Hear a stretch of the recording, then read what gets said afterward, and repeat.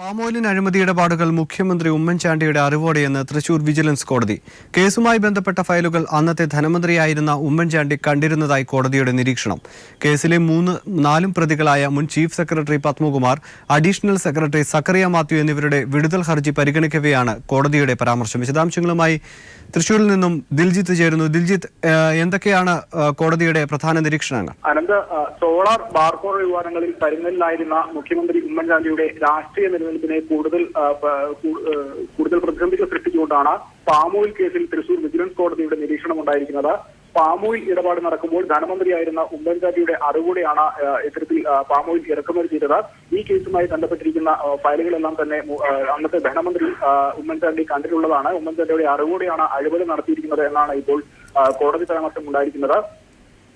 Palm oil കേസിലെ മൂന്നാം പ്രതിയായ മുൻ chief secretary Padmakumar, additional secretary Zachariah Mathew എന്നിവരുടെ വിടുതൽ ഹർജി പരിഗണിക്കവെയാണ് തൃശൂർ വിജിലൻസ് കോടതിയുടെ പരാമർശം. മന്ത്രിസഭാ തീരുമാനങ്ങളാണ് ഉദ്യോഗസ്ഥർ നടപ്പാക്കുന്നതെന്നും അഴിമതി കേസുകളിൽ ഉദ്യോഗസ്ഥരെ മാത്രം പരിചാരാൻ സാധിക്കില്ലെന്നും തൃശൂർ വിജിലൻസ് കോടതി വ്യക്തമാക്കി. തുടർന്ന് ഇക്കാര്യങ്ങളെല്ലാം പരിഗണിച്ചുകൊണ്ട് തന്നെ ഉദ്യോഗസ്ഥരെ കുറ്റമുക്തരാക്കുന്ന, അതായത് മൂന്നാം പ്രതിയായ മുൻ chief secretary Padmakumar, additional secretary Zachariah Mathew എന്നിവരെ കുറ്റമുക്തരാക്കിക്കൊണ്ടുള്ള ഉത്തരവാണ് കോടതിയുടെ ഭാഗത്തുനിന്ന് ഉണ്ടായത്.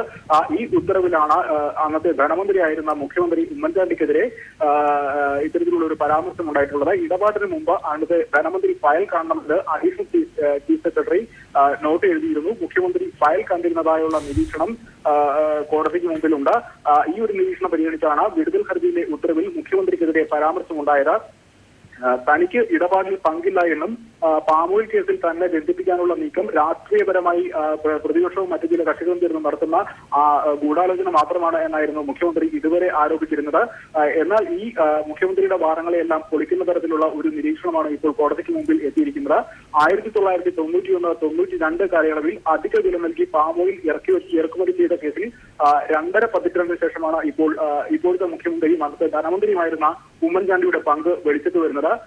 കേസിൽ മുൻപ് 2ാം പ്രതിയായിരുന്ന TH മുസ്തഫ, 5ാം പ്രതിയായിരുന്ന ജിതി തോംസൺ എന്നിവർ വിടുതൽ ഹർജികൾ സമർപ്പിച്ചിരുന്നു. ഈ ഹർജികളെല്ലാം തന്നെ നേരത്തെ കോടതി തള്ളിയിരുന്നു. ഈ രണ്ടുപേരും കേസിലെ പ്രതിയായി തുടരുമെന്നും ഇപ്പോൾ മറ്റ് 2 പ്രതികളുടെ വിടുതൽ ഹർജി പരിഗണിക്കവേ തൃശൂർ വിജിലൻസ് കോടതി വ്യക്തമാക്കിയിട്ടുണ്ട്. പാമോയിലിൻ അഴിമതി ഇടപാടുകൾ മുഖ്യമന്ത്രി ഉമ്മൻചാണ്ടിയുടെ അറിവോടെയെന്ന് തൃശൂർ വിജിലൻസ് കോടതി. കേസുമായി ബന്ധപ്പെട്ട ഫയലുകൾ അന്നത്തെ ധനമന്ത്രിയായിരുന്ന ഉമ്മൻചാണ്ടി കണ്ടിരുന്നതായി കോടതിയുടെ നിരീക്ഷണം. വിശദാംശങ്ങളാണ് ദിൽജിത്ത് നൽകിയത്. തീഹാർ ജയിലിൽ വെച്ച് കനയ്യയെ വധിക്കുമെന്ന് RSS അഭിഭാഷകർ. പട്യാല കോടതി ആക്രമണത്തെക്കുറിച്ച് ഇന്ത്യ ടുഡേ ചാനൽ നടത്തിയ ഒളിക്യാമറ അന്വേഷണത്തിലാണ് ഇക്കാര്യം വ്യക്തമാക്കുന്നത്. മാധ്യമപ്രവർത്തകരെ അടക്കം ആക്രമിക്കാൻ നേതൃത്വം നൽകിയ RSS അഭിഭാഷകനാണ് ഒളിക്യാമറയ്ക്ക് മുമ്പിൽ കനയ്യയെ ജയിലിൽ വെച്ച് വധിക്കുമെന്ന് അറിയിച്ചത്. പട്യാല കോടതിയിൽ മാധ്യമപ്രവർത്തകരെയും കനയ്യയെയും മർദ്ദിച്ച RSS അഭിഭാഷകൻ വിക്രം സിംഗ് ചൗഹാനാണ് കനയ്യയെ വധിക്കുന്നതിനെക്കുറിച്ച് വെളിപ്പെടുത്തുന്നത്. അക്രമികളായ അഭിഭാഷകനെക്കുറിച്ച് ഇന്ത്യ ടുഡേ ചാനൽ നടത്തിയ ഒളിക്യാമറ അന്വേഷണത്തിലാണ് ഇക്കാര്യം പുറത്തുവരുന്നതും. അഭിഭാഷകനോട് ചാനൽ റിപ്പോർട്ടർ പട്യാല കോടതി സംഭവത്തെക്കുറിച്ച് ചോദിക്കുന്നു. തന്റെ നേതൃത്വത്തിലാണ് അക്രമം നടന്നതെന്ന് അഹങ്കാരത്തോടെ സമ്മതിക്കുന്ന വിക്രം സിംഗ് ചൗഹാൻ കനയ്യയെ വധിക്കുമെന്നറിയിച്ചു. ഒളിക്യാമറയിൽ ദൃശ്യങ്ങൾ പകർത്തുന്നത് അറിയാതെയായിരുന്നു ചൗഹാന്റെ സംസാരം. കോടതി ആക്രമണവുമായി ബന്ധപ്പെട്ട് കേസിൽ ജാമ്യമെടുക്കില്ല. അങ്ങനെയാകുമ്പോൾ കോടതി തീഹാർ ജയിലിലേക്ക് തന്നെയും അയക്കും. ഒരു പെട്രോൾ ബോംബുമായിട്ടായിരിക്കും തീഹാർ ജയിലിൽ പോവുക. റിമാൻഡിലായ കനയ്യെ പാർപ്പിച്ചിരിക്കുന്ന ജയിൽ മുറിയിൽ വെച്ച് തന്നെ കനയ്യെ വധിക്കും. ഇതിന്റെ പേരിൽ വധശിക്ഷയ്ക്ക് വിധിച്ചാലും പ്രശ്നമില്ലെന്ന് പറഞ്ഞാണ് ചൗഹാൻ പൂർത്തിയാക്കുന്നത്. നേരത്തെ പട്യാല കോടതിയിൽ വെച്ച് കനയ്യെ 3 മണിക്കൂർ മർദ്ദിച്ചുവെന്നും ഈ RSS അഭിഭാഷകൻ അവകാശപ്പെടുന്നുണ്ട്. കനയ്യയുടെ ജീവൻ അപകടത്തിലാണെന്ന് നേരത്തെ തന്നെ രഹസ്യാന്വേഷണ റിപ്പോർട്ടുകളുണ്ടായിരുന്നു. ഇത് സ്ഥിരീകരിക്കുന്നതാണ് ഈ RSS അഭിഭാഷകന്റെ വെളിപ്പെടുത്തൽ. News bureau, Delhi. കനയ്യകുമാർ രാജ്യവിരുദ്ധ മുദ്രാവാക്യം വിളിച്ചതിന് തെളിവില്ലെന്ന് ദില്ലി പോലീസ് ഹൈക്കോടതിയിൽ. മുൻ നിലപാടിൽ നിന്നും ചുവടുമാറ്റിയുള്ള റിപ്പോർട്ട് പോലീസ് ഹൈക്കോടതിയിൽ സമർപ്പിച്ചു. കനയ്യയുടെ ജാമ്യാപേക്ഷ പരിഗണിക്കുന്നത് ഹൈക്കോടതി നാളത്തേക്ക് മാറ്റി. അതേസമയം രാജ്യദ്രോഹ കുറ്റം ആരോപിക്കപ്പെട്ട JNU വിദ്യാർത്ഥികൾ പോലീസ് സംരക്ഷണം വേണമെന്നാവശ്യപ്പെട്ട് ഹൈക്കോടതിയെ സമീപിച്ചു. വിശദാംശങ്ങളുമായി ദില്ലിയിൽ നിന്നും മനുശങ്കർ ചേർന്നു. മനു, കനയ്യ രാജ്യദ്രോഹ നടപടികൾ ചെയ്തുവെന്ന് ദില്ലി പോലീസ് കമ്മീഷണർ ബസി നേരത്തെ വ്യക്തമായി ചാനലുകൾക്ക് മുമ്പിൽ പറഞ്ഞിരുന്നു. ഇപ്പോൾ എന്താണ് ഈ നിലപാട് മാറ്റത്തിന് കാരണം? അനന്തു നിലവിൽ ഇപ്പോൾ മലക്കം പറഞ്ഞുള്ള റിപ്പോർട്ടാണ് ദില്ലി പോലീസ് ഹൈക്കോടതിയിൽ നൽകിയിരിക്കുന്നത്. നേരത്തെ ദില്ലി പോലീസ് പറഞ്ഞിരുന്നത് കന്നയ്യകുമാർ രാജ്യദ്രോഹ മുദ്രാവാക്യങ്ങൾ വിളിച്ചിരുന്നുവെന്നും ഇതിന് വ്യക്തമായ തെളിവുകൾ ഉണ്ടെന്നുമായിരുന്നു ദില്ലി പോലീസ് കമ്മീഷണർ BS ബസി അടക്കം വ്യക്തമാക്കിയിരുന്നത്. എന്നാൽ ഇപ്പോൾ ദില്ലി ഹൈക്കോടതി മുമ്പാകെ നൽകിയിരിക്കുന്ന റിപ്പോർട്ടിൽ കന്നയ്യകുമാർ ഈ രാജ്യദ്രോഹ മുദ്രാവാക്യം ഉയർന്ന സ്ഥലത്ത് ഉണ്ടായിരുന്നതിന് സാക്ഷി ഉണ്ടായിരുന്നു എന്ന് മാത്രമാണ് റിപ്പോർട്ടിൽ സൂചിപ്പിക്കുന്നത്. ഈ രാജ്യദ്രോഹ മുദ്രാവാക്യം ഉയർന്ന സ്ഥലത്ത് കന്നയ്യ ഉണ്ടായിരുന്നു എന്നതിന് സാക്ഷി മൊഴിയാണുള്ളതെന്ന് റിപ്പോർട്ടിൽ സൂചിപ്പിക്കുകയും ചെയ്യുന്നുണ്ട്. JNU കേസിന്റെ തൽസ്ഥിതി റിപ്പോർട്ട് നൽകാൻ പോലീസിനോട് ആവശ്യപ്പെട്ടുകൊണ്ട് കന്നയ്യകുമാറിന്റെ ജാമ്യ ഹർജിയിൽ വാദ്യം കേൾക്കുന്നതും ദില്ലി ഹൈക്കോടതി ജഡ്ജി പ്രതിഭ റാണിയുടെ ബെഞ്ച് നാളത്തേക്ക് മാറ്റിയിട്ടുണ്ട്. നാളെ തന്നെ കേസിന്റെ തൽസ്ഥിതി അന്വേഷണ റിപ്പോർട്ട് നൽകണമെന്നും ഹൈക്കോടതി ആവശ്യപ്പെട്ടിട്ടുണ്ട്. അതേസമയം ഈ ജാമ്യ ഹർജി പരിഗണിക്കുന്നതിന് തൊട്ടു മുമ്പ് ലഫ്റ്റനന്റ് ഗവർണർ ദില്ലി സർക്കാർ അഭിഭാഷകനെ നേരിട്ടിടപെട്ട് മാറ്റുകയുണ്ടായി. പകരം അഡീഷണൽ കനയ്യകുമാർ രാജ്യവിരുദ്ധ മുദ്രാവാക്യം വിളിച്ചതിന് തെളിവില്ലെന്ന് ദില്ലി പോലീസ് ഹൈക്കോടതിയിൽ മുൻനിലപാടിൽ നിന്നും ചുവട് മാറ്റിയുള്ള റിപ്പോർട്ട് പോലീസ് ഹൈക്കോടതിയിൽ സമർപ്പിച്ചു. വിശദാംശങ്ങളാണ് ദില്ലിയിൽ നിന്നും മനുശങ്കർ നൽകി. വെള്ളാപ്പള്ളിയുടെ ആലുവ പ്രസംഗം മതസ്പർദ്ധയുണ്ടാക്കുന്നതാണെന്ന് പോലീസ്. ഇത് സാധൂകരിക്കുന്ന തെളിവുകളും സാക്ഷിമൊഴികളും പോലീസിന് ലഭിച്ചു. പ്രോസിക്യൂഷൻ അനുമതി ലഭിച്ചാലുടൻ കുറ്റപത്രം സമർപ്പിക്കുമെന്ന് പോലീസ് അറിയിച്ചു. സമത്വ മുന്നേറ്റ യാത്രക്കിടെ ആലുവയിൽ വെച്ച് മതദ്വേഷം വളർത്തുന്ന പ്രസംഗം നടത്തിയതിന് KPCC പ്രസിഡന്റ് VM സുധീരൻ നൽകിയ പരാതിയിലാണ് ആലുവ പോലീസ് വെള്ളാപ്പള്ളിക്കെതിരെ 153A വകുപ്പ് പ്രകാരം കേസെടുത്തത്. വ്യത്യസ്ത മതങ്ങൾ തമ്മിൽ ശത്രുതാ മനോഭാവവും വെറുപ്പും ഉണ്ടാക്കണമെന്നുള്ള ഉദ്ദേശത്തോടെയും ഹിന്ദു സമൂഹത്തെ ഉത്തേജിപ്പിക്കണമെന്ന കരുതലോടെയും SNDP സമത്വ മുന്നേറ്റ ജാഥ ക്യാപ്റ്റനായ പ്രതി പരാമർശം നടത്തിയെന്ന് വെള്ളാപ്പള്ളിക്കെതിരായ FIRൽ സൂചിപ്പിച്ചിരുന്നു. അന്വേഷണത്തിന്റെ ഭാഗമായി പരാതിക്കാരനായ VM സുധീരൻ ഉൾപ്പെടെയുള്ളവരുടെയും മറ്റ് സാക്ഷികളുടെയും മൊഴി പോലീസ് രേഖപ്പെടുത്തി. ഇതിനു പുറമെ പ്രസംഗത്തിന്റെ CD തിരുവനന്തപുരം സീഡാക്കിൽ ശാസ്ത്രീയ പരിശോധനയ്ക്ക് അയച്ചിരുന്നു. പരിശോധനാഫലം പോലീസിനുടൻ ലഭിക്കും. കഴിഞ്ഞ മാസം 4-ന് അന്വേഷണ ഉദ്യോഗസ്ഥനായ ആലുവ CI TB വിജയൻ മുമ്പാകെ വെള്ളാപ്പള്ളി നടേശൻ കീഴടങ്ങിയിരുന്നു. തുടർന്ന് കോടതിയിൽ ഹാജരാക്കിയ വെള്ളാപ്പള്ളിക്ക് ഹൈക്കോടതി നിർദ്ദേശപ്രകാരം മജിസ്ട്രേറ്റ് ജാമ്യം അനുവദിക്കുകയും ചെയ്തു. 25,000 രൂപ ബോണ്ടിലും തുല്യ തുകയ്ക്കുള്ള 2 ആൾ ജാമ്യത്തിലുമായിരുന്നു ജാമ്യം. 153A വകുപ്പ് പ്രകാരം കേസ് നിലനിൽക്കുമെന്ന ഉറച്ച നിലപാടിലാണ് പോലീസ്. ഇത് സാധൂകരിക്കത്തക്ക തെളിവുകളും സാക്ഷിമൊഴികളും പോലീസിന് ലഭിച്ചിട്ടുണ്ട്. പ്രസംഗ CDയുടെ ശാസ്ത്രീയ പരിശോധനാഫലം ലഭിക്കുന്നതോടൊപ്പം സർക്കാർ അനുമതി കൂടി ലഭിച്ചാൽ ഉടൻ കുറ്റപത്രം നൽകുമെന്ന് അന്വേഷണ ഉദ്യോഗസ്ഥൻ അറിയിച്ചു. News bureau, Kochi. P. ജയരാജനെതിരെ കേസെടുത്തത് CBIയുടെ പാപ്പരത്വം മൂലമെന്ന് പിണറായി വിജയൻ. RSS നിർദ്ദേശപ്രകാരമാണ് കേസെടുത്തത്. ജയരാജനെ ചോദ്യം ചെയ്യുന്നുവെങ്കിൽ ഡോക്ടർമാരുടെ സാന്നിധ്യത്തിൽ വേണമെന്നും പിണറായി വിജയൻ പറഞ്ഞു. കോഴിക്കോട് മെഡിക്കൽ കോളേജിൽ P. ജയരാജനെ പിണറായി വിജയൻ സന്ദർശിച്ചു. നമ്മുടെ രാജ്യത്തിലെ ഏറ്റവും ഉയർന്ന അന്വേഷണ ഏജൻസിയായ CBIയുടെ പാപ്പരത്വമാണ് കാണിക്കുന്നത്. കൂട്ടിലടച്ച തത്ത എന്ന് സുപ്രീം കോടതി വിശേഷിപ്പിച്ച CBI രാഷ്ട്രീയ താൽപ്പര്യങ്ങൾക്ക് വേണ്ടി അവരുടെ മാനദണ്ഡങ്ങളെല്ലാം മാറ്റിവെക്കാറുണ്ട് എന്ന് നേരത്തെ തന്നെ വ്യക്തമായ കാര്യമാണ്. ഇപ്പോൾ വന്നിട്ടുള്ളത് രാഷ്ട്രീയ താൽപ്പര്യങ്ങൾക്ക് വേണ്ടി ഭരിക്കുന്ന രാഷ്ട്രീയ പാർട്ടിയുടെ ഇടപെടൽ മാത്രമല്ല, ഭരിക്കുന്ന രാഷ്ട്രീയ പാർട്ടിയെ പിന്നിൽ നിന്ന് നിയന്ത്രിക്കുന്ന വർഗീയ സംഘടനയുടെ ഇടപെടൽ. അതിൻ്റെ ഭാഗമായി പ്രവർത്തിക്കാൻ വിധിക്കപ്പെട്ടൊരു അന്വേഷണ ഏജൻസിയായി CBI മാറിയിരിക്കുന്നു എന്നതാണ്. പ്രശസ്തമായ ആറ്റുകാൽ പൊങ്കാലയ്ക്ക് തുടക്കമായി. ക്ഷേത്രമുറ്റത്തെ പണ്ടാരടുപ്പിൽ തീ പകർന്നതോടെയാണ് ചടങ്ങുകൾക്ക് തുടക്കമായത്. വിവരങ്ങളുമായി സുനിൽ അരുമാനൂർ തത്സമയം ചേരുന്നു. സുനിൽ, എവിടം വരെയായി ചടങ്ങുകൾ? പൊങ്കാല അടുപ്പുകളിലേക്ക് തീർത്ഥം എത്തിക്കുന്ന ചടങ്ങുകൾക്ക് തുടക്കമായോ? വിശദാംശങ്ങൾ.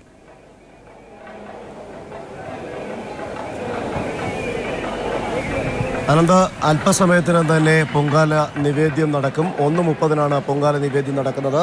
അതിനുള്ള സജ്ജീകരണങ്ങളെല്ലാം ആയിക്കഴിഞ്ഞു. 250-ലധികം പൂജാരിമാരാണ് പൊങ്കാല നിവേദ്യം നടത്താനായി ക്ഷേത്രം തന്നെ നിയോഗിച്ചിട്ടുള്ളത്. ഇവർ തലസ്ഥാനത്തെ വിവിധ പ്രദേശങ്ങളിലെത്തി പൊങ്കാല നിവേദ്യം നടത്തുന്ന കർമ്മത്തിലേക്ക് പോകും. രാവിലെ 10 മണിക്കായിരുന്നു പൊങ്കാല അടുപ്പിലേക്ക് തീ പകർന്നത്. പുണ്യാഹത്തിനും ക്ഷേത്ര പൂജയ്ക്കുമൊക്കെ ശേഷമാണ് തോറ്റംപാട്ട്. ആ തോറ്റംപാട്ട് പൂർത്തിയായതിനു ശേഷമാണ് ശ്രീകോവിലിനകത്ത് നിന്ന് ദീപം ക്ഷേത്രതന്ത്രി പരമേശ്വരൻ തെളിയിച്ച ശേഷമാണ് മേൽശാന്തി അരുൺകുമാറിന് കൈമാറിയത്. അരുൺകുമാർ വലിയ തിടപ്പള്ളി അടുപ്പുകളിൽ പകർന്ന ശേഷം സഹമേൽശാന്തിക്ക് നൽകുകയായിരുന്നു. സഹമേൽശാന്തിയാണ് ഇവിടെ ഒരുക്കിയിരുന്ന ഈ പച്ചപ്പുരയ്ക്ക് മുമ്പിലായി ഒരുക്കിയിട്ടുള്ള ഈ പണ്ടാര അടുപ്പിലേക്ക് തീ പകർന്നത്. തുടർന്ന് തന്നെ ഇവിടെ നിന്ന് കുരവയും ചെണ്ടനാളവും അതുപോലെ തന്നെ അറിയിപ്പൊക്കെ ഉണ്ടായതിനെ തുടർന്ന് മറ്റ് എല്ലാ അടുപ്പുകളിലും ആ സമയത്ത് തന്നെ തീനാളം പകരുന്ന ഒരു കാഴ്ചയായിരുന്നു. അതിനുശേഷം യജ്ഞശാലയുടെ പ്രതീതി ഉയർത്തുന്ന രീതിയിലായിരുന്നു ആദ്യ മണിക്കൂറുകൾ. ഇനി ആറ്റുകാലമ്മയ്ക്ക് പൊങ്കാല അർപ്പിച്ച് അത് നിവേദ്യം കഴിഞ്ഞ ശേഷം വളരെ നിറഞ്ഞ മനസ്സോടുകൂടി സന്തോഷത്തോടെ മടങ്ങാനൊരുങ്ങുകയാണ് ഭക്തരെല്ലാം. പ്രശസ്തമായ ആറ്റുകാൽ പൊങ്കാലയ്ക്ക് തുടക്കമായി ക്ഷേത്രമുറ്റത്തെ പണ്ടാരടുപ്പിൽ തീ പകർന്നതോടെയാണ് ചടങ്ങുകൾക്ക് തുടക്കമായത്. പൊങ്കാല നിവേദ്യ ചടങ്ങുകൾ 1:30 ആരംഭിക്കും. വിശദാംശങ്ങളാണ് സുനിൽ അരുമാനൂർ നൽകിയത്. വിജിലൻസ് ഡയറക്ടർ ശങ്കർ റെഡ്ഡിക്കെതിരെ വിജിലൻസ് കോടതിയിൽ ഹർജി.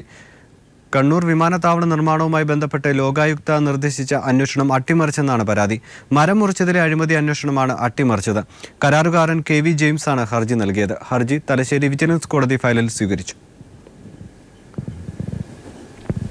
ശമ്പള പരിഷ്കരണത്തിലെ അപാകതകൾ പരിഹരിക്കണമെന്നാവശ്യപ്പെട്ട് വെറ്റിനറി ഡോക്ടർമാർ നടത്തുന്ന അനിശ്ചിതകാല പണിമുടക്ക് 2ാം ദിവസത്തിലേക്ക് കടന്നു. വകുപ്പ് തല പുനഃസംഘടന അട്ടിമറിക്കാനുള്ള നീക്കം ഉപേക്ഷിക്കുക, റിസ്ക് അലവൻസ് പുനഃസ്ഥാപിക്കുക എന്നീ ആവശ്യങ്ങൾ മുൻനിർത്തിയാണ് സമരം നടക്കുന്നത്.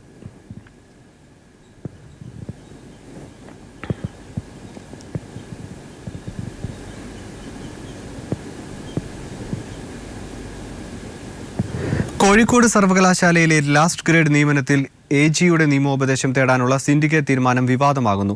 സർവകലാശാല നിയമനങ്ങൾ PSCക്ക് വിട്ടുകൊണ്ടുള്ള നിയമത്തെ മറികടന്നാണ് AGയുടെ നിയമോപദേശം തേടുന്നത്. ഭരണകക്ഷിക്ക് താൽപ്പര്യമുള്ളവരെ പിൻവാതിലിലൂടെ തെരഞ്ഞെടുപ്പിന് മുൻപ് തിരികെ കയറ്റാനാണ് ഈ നീക്കം. കഴിഞ്ഞ വർഷം സെപ്റ്റംബറിലാണ് സർവകലാശാലകളിലെ അനധ്യാപക നിയമനങ്ങൾ PSCക്ക് വിട്ടുകൊണ്ടുള്ള നിയമം നിലവിൽ വന്നത്. എന്നാൽ അതിനുശേഷവും കോഴിക്കോട് സർവകലാശാലയിൽ 100-ലധികം ലാസ്റ്റ് ഗ്രേഡ് തസ്തികകളിലേക്ക് നേരിട്ട് നിയമനം നടത്താൻ സർവകലാശാല നടപടികൾ ആരംഭിക്കുകയായിരുന്നു. എന്നാൽ പരാതികൾ ഉയർന്നതിനെ തുടർന്ന് നടപടികൾ പിന്നീട് നിർത്തിവെച്ചു. ഇതിനിടെ നിയമന നടപടികൾ പുനരാരംഭിക്കണമെന്നാവശ്യപ്പെട്ട് യൂത്ത് കോൺഗ്രസ് സമരരംഗത്തെത്തി. ഭരണകക്ഷിക്ക് താൽപ്പര്യമുള്ളവരെ തെരഞ്ഞെടുപ്പിന് മുമ്പ് തിരികെ കയറ്റുകയായിരുന്നു യൂത്ത് കോൺഗ്രസ് സമരത്തിന്റെ ലക്ഷ്യം. സമരക്കാരുടെ ആവശ്യം പരിഗണിച്ച മുഖ്യമന്ത്രി ഉമ്മൻചാണ്ടി വിഷയത്തിൽ ഇടപെട്ടു. നിർത്തിവെച്ച നിയമന നടപടികൾ പുനരാരംഭിക്കാനായിരുന്നു ഉമ്മൻചാണ്ടിയുടെ ഇടപെടൽ. ഇതിന്റെ സാധുത പരിശോധിക്കാൻ ചേർന്ന സിൻഡിക്കേറ്റിലാണ് AGയുടെ നിയമോപദേശം തേടാൻ തീരുമാനിച്ചത്. നിയമത്തെ മറികടന്നുള്ള നിയമനത്തിന് നിയമസാധുത ആരായുകയായിരുന്നു ലക്ഷ്യം. ഇതാണ് ഇപ്പോൾ വിവാദമായിരിക്കുന്നത്. സർവകലാശാലയ്ക്ക് അഭിഭാഷകരുണ്ടെന്നിരിക്കെ മുഖ്യമന്ത്രിയുടെ അടുപ്പക്കാരനായ AGയുടെ നിയമോപദേശം തേടിയതും ദുരൂഹമായി. സാലി മുഹമ്മദ്, കൊച്ചി. മിൽമ തിരുവനന്തപുരം മേഖലാ ചെയർമാനും മുൻ MDക്കുമെതിരെ വിജിലൻസ് അന്വേഷണത്തിന് ഉത്തരവ്.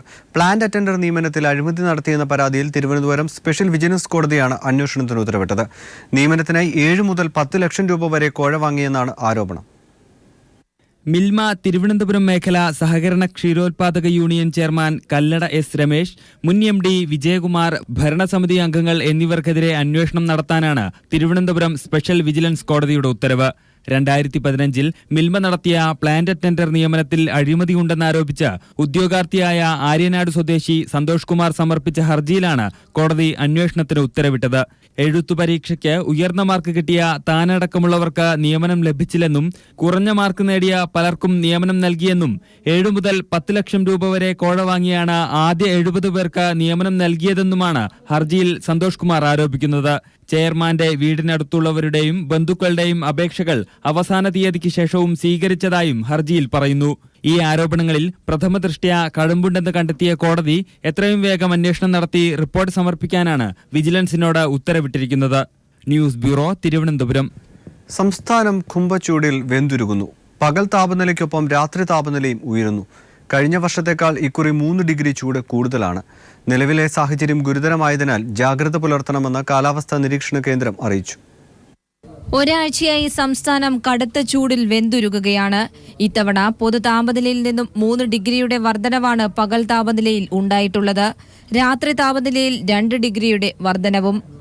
ആന്ധ്ര, കർണാടക, തമിഴ്നാട് തുടങ്ങിയ സംസ്ഥാനങ്ങളിൽ നിന്നടിക്കുന്ന വരണ്ട ഉഷ്ണക്കാറ്റാണ് സംസ്ഥാനത്തെ ചുട്ടുപൊള്ളിക്കുന്നത്. കൂടാതെ എൽനിനോ പ്രതിഭാസത്തെ തുടർന്ന് അറബിക്കടലിൽ നിന്നും കേരള തീരത്തേക്ക് ഉഷ്ണക്കാറ്റ് വീശിയടിക്കാനും ഇടയാക്കിയിട്ടുണ്ട്. സൂര്യാഘാത സാധ്യതയുള്ളതിനാൽ ജാഗ്രത വേണമെന്ന് കാലാവസ്ഥാ നിരീക്ഷണ കേന്ദ്രവും ദുരന്ത നിവാരണ അതോറിറ്റിയും മുന്നറിയിപ്പ് നൽകി. നിലവിലെ സാഹചര്യം ഗുരുതരമാണെന്ന് കാലാവസ്ഥാ നിരീക്ഷണ കേന്ദ്രം ഡയറക്ടർ K. സന്തോഷ് പറഞ്ഞു. മാക്സിമം ടെമ്പറേച്ചറിൽ ഏകദേശം 3 ഡിഗ്രി വർധനവ് ശരാശരിയുണ്ട്. മിനിമം ടെമ്പറേച്ചറിൽ പുലർച്ചെ അനുഭവപ്പെടുന്ന കുറഞ്ഞ താപനിലയിലും ശരാശരി 2 ഡിഗ്രി വർധനവാണ് രേഖപ്പെടുത്തിയിരിക്കുന്നത്. താപനില ഉയർന്നിരിക്കുന്ന അപ്രീഷ്യബിളി എബോവ് നോർമലാണ് എന്നുള്ള ഒരു ഇൻഫർമേഷൻ നമ്മൾ ഡെയിലി വെതർ റിപ്പോർട്ടിൽ കൊടുക്കുന്നുണ്ട്. എൽനിനോ പ്രതിഭാസത്തിൻ്റെ സ്വാധീനം കൊണ്ടാണ് നമ്മളുടെ ഭാഗത്തേക്ക് കൂടുതലായിട്ട് വരണ്ട കാറ്റെത്തുന്നത്. അതുകൊണ്ട് ഇക്കുറി വേനലിന് കാഠിന്യമേറുമെന്നും കാലാവസ്ഥാ നിരീക്ഷണ കേന്ദ്രം അറിയിച്ചു. ഈ സ്ഥിതിയിൽ വേനൽ മഴയ്ക്കുള്ള സാധ്യതയും സംസ്ഥാനത്ത് കുറവാണ് എന്നുള്ളതാണ് വിലയിരുത്തൽ. കഴിഞ്ഞ ഒരാഴ്ചയായി കണ്ണൂർ ജില്ലയിലാണ് ഏറ്റവും കൂടുതൽ ചൂട് രേഖപ്പെടുത്തിയിട്ടുള്ളത്. 37.8 ഡിഗ്രി, പാലക്കാട് 37.5, കോഴിക്കോട് 35 ഡിഗ്രി ചൂടും രേഖപ്പെടുത്തിയിട്ടുണ്ട്. ശരാശരിയിൽ 5 ഡിഗ്രിയുടെ വർധനവാണിത്. വരണ്ട കാലാവസ്ഥ സംസ്ഥാനത്തെ ജലാശയങ്ങൾ ഇക്കുറി നേരത്തെ വറ്റിക്കാനിടയുണ്ടെന്നും വിദഗ്ധർ വിലയിരുത്തുന്നു. News bureau, Thiruvananthapuram. നിയമസഭാ തെരഞ്ഞെടുപ്പിൽ സ്ഥാനാർത്ഥി നിർണയ ചർച്ചകൾ ആരംഭിച്ചതോടെ കോൺഗ്രസിൽ പൊട്ടിത്തെറി ആരംഭിച്ചു. തൃശൂരിൽ KPCC പ്രസിഡന്റ് VM സുധീരനു വേണ്ടി ചുവരെഴുത്തുകൾ പ്രത്യക്ഷപ്പെട്ടു. മണലൂർ മണ്ഡലത്തിലെ വിവിധ മേഖലകളിലാണ് ചുവരെഴുത്തുകൾ കണ്ടത്. ജില്ലയ്ക്ക് പുറത്തുള്ളവരെ കെട്ടിയിറക്കുന്നതിനെതിരെ തൃശൂരിലെ ഐ ഗ്രൂപ്പ് നേതാക്കളുടെ മുന്നറിയിപ്പ്. മിടുക്കന്മാരായ സ്ഥാനാർത്ഥികൾ തൃശൂരിലുണ്ടെന്ന് മന്ത്രി CN ബാലകൃഷ്ണൻ. ആരോപണ വിധേയരായ മന്ത്രിമാരും MLA-മാരും മാറി നിൽക്കണമെന്ന് മുൻമന്ത്രി KP വിശ്വനാഥനും പറയുന്നു. KPCC പ്രസിഡന്റ്, മുഖ്യമന്ത്രി, ആഭ്യന്തരമന്ത്രി എന്നിവർ ഹൈക്കമാൻഡുമായി ചർച്ച നടത്തിയതിന് പിന്നാലെയാണ് തൃശൂരിൽ VM സുധീരനായി ചുവരെഴുത്തുകൾ പ്രത്യക്ഷപ്പെട്ടത്. മണലൂർ മണ്ഡലത്തിലെ വിവിധ മേഖലകളിലാണ് വ്യാപകമായി ചുവരുകൾ വെള്ളപൂശി ബുക്ക് ചെയ്തിരിക്കുന്നത്. നേതാക്കൾ സീറ്റിനായി അവകാശവാദം ഉന്നയിക്കരുതെന്ന് കർശന നിർദ്ദേശം നൽകിയ KPCC പ്രസിഡന്റിന്റെ പേരിലാണ് സ്വന്തം ജില്ലയിൽ ചുവരെഴുത്ത് എത്തിയത്. VM സുധീരൻ മത്സരിക്കുമോ എന്ന കാര്യത്തിൽ ചർച്ചകൾ പുരോഗമിക്കവെയാണ് സ്വന്തം ജില്ലയായ തൃശൂരിൽ ചുവരെഴുത്തുകൾ എത്തിയത്. തന്റെ പേരിൽ ചുവരെഴുതിയ നടപടി തെറ്റാണെന്ന് സുധീരൻ പ്രതികരിച്ചു. ഇതിനിടെ ജില്ലയ്ക്ക് പുറത്തുള്ളവരെ സ്ഥാനാർത്ഥിയാക്കുന്നതിനെതിരെ തൃശൂരിലെ ഐ ഗ്രൂപ്പ് നേതാക്കൾ രംഗത്തെത്തി. മിടുക്കന്മാരായ നേതാക്കൾ തൃശൂരിലുണ്ടെന്നും അവർക്ക് അവസരം നൽകണമെന്നും CN ബാലകൃഷ്ണൻ പറഞ്ഞു. കൈപ്പത്തി ചിഹ്നത്തിൽ ആരെ നിർത്തിയാലും ജയിക്കുന്ന കാലം കഴിഞ്ഞെന്നും CN വ്യക്തമാക്കി. ജനങ്ങളൊന്നും കൂട്ടാക്കില്ല. അത് ആ കാലമൊക്കെ ഞാൻ പറഞ്ഞില്ല. അതിനെ സംബന്ധിച്ച് അവിടെ പ്രവർത്തിക്കുന്ന ആൾക്കാരുണ്ട്, മിടുക്കന്മാരുണ്ട്, അല്ലെങ്കിൽ ആ ഏരിയയിൽ പ്രവർത്തിക്കുന്ന മിടുക്കന്മാരുണ്ട്. അവർക്ക് മുൻഗണന കൊടുക്കണം പാർട്ടി. ഒരു കൈപ്പത്തി കിട്ടിയോണ്ടും ഇന്ത്യൻ പാർട്ടി UDF ഞാൻ നിൽക്കണമെന്ന് പറഞ്ഞുകൊണ്ടൊന്നും ജയിക്കാൻ പോകില്ല. ചാലക്കുടിയിൽ PT തോമസിനെയും കൊടുങ്ങല്ലൂരിൽ KP ധനപാലിനെയും മത്സരിപ്പിക്കാൻ AICC നീക്കം നടത്തുന്നതിനിടെയാണ് എതിർപ്പ് രൂക്ഷമാകുന്നത്. അതിനിടെ ആരോപണ വിധേയരായവർ മാറി നിൽക്കണമെന്ന ആവശ്യമുന്നയിച്ച മുൻമന്ത്രി KP വിശ്വനാഥൻ രംഗത്തെത്തി. കോൺഗ്രസുകാർ തന്റെ അനുഭവം പാഠമാക്കണം. ആരോപണം നേരിട്ട ശേഷം താൻ 2 തവണ മത്സരിച്ചപ്പോഴും പരാജയപ്പെട്ടു. വീണ്ടും മത്സരിക്കാൻ തയ്യാറാണെന്ന് മന്ത്രി CN ബാലകൃഷ്ണൻ വ്യക്തമാക്കിയതിന് പിന്നാലെയാണ് KP വിശ്വനാഥന്റെ ഒളിയമ്പ്. News bureau, Thrissur.